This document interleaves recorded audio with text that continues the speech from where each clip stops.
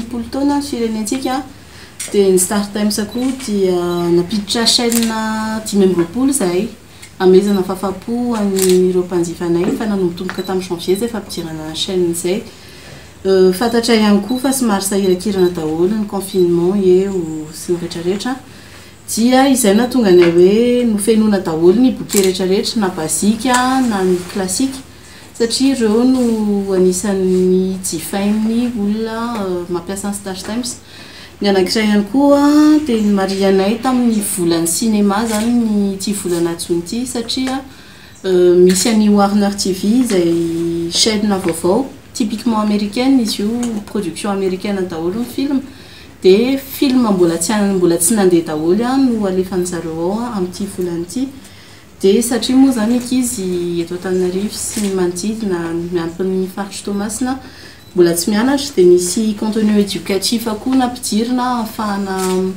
mitazona ireo zaza ao an-trano sady mianatra amin'ny alalan'ny dessin animé izay mampianatra bebe kokoa chaîne anankiroa no tena lasa niompana bebe kokoa amin'izay ny ST Kids izay vokarin'ny Star Times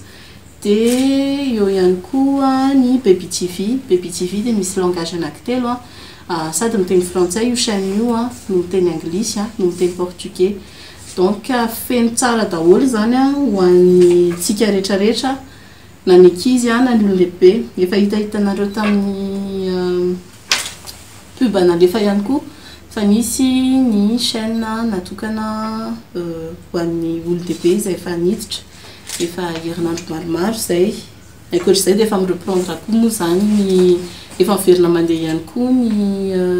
sport efa manomboka mahazo ny SMS rehetrarehetra ny mpanjifa ho an'ny match tsirairay avy izay andeha eto amin'ny Star Times.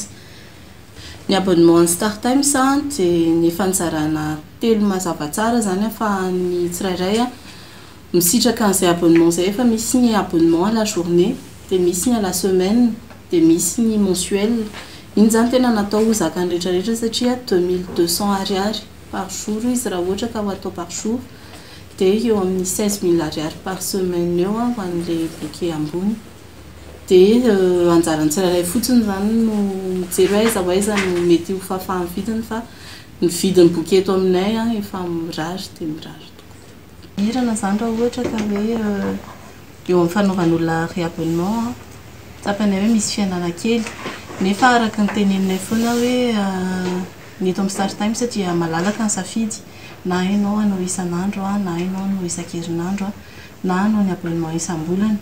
iny zany tena hoe raha ohatra hoe weekend ohatra hoe hanenjika match na ohatra zany dia afaka misitraka ny tolotry ny Star Times foana na andro inona na andro inona réabonnement par mobile monnaie. Efa misy ihany koa ny service ny OTT amin'ilay Star Times one hoe rehefa couplena les décodeurs sy les numéros amin'ilay décodeur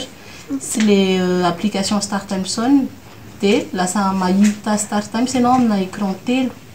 dia iny écran telo iny efa tsy andoavanao vola intsony satria efa miaraka amin'ilay numéro de carte anao dia iny zany na ohatra hoe samy ao an-trano daholo dia manana neny manana ny zandry eo anelanelany manana ny dady manana neny nefa tsy hisy frais supplémentaire manampy an'izay intsony.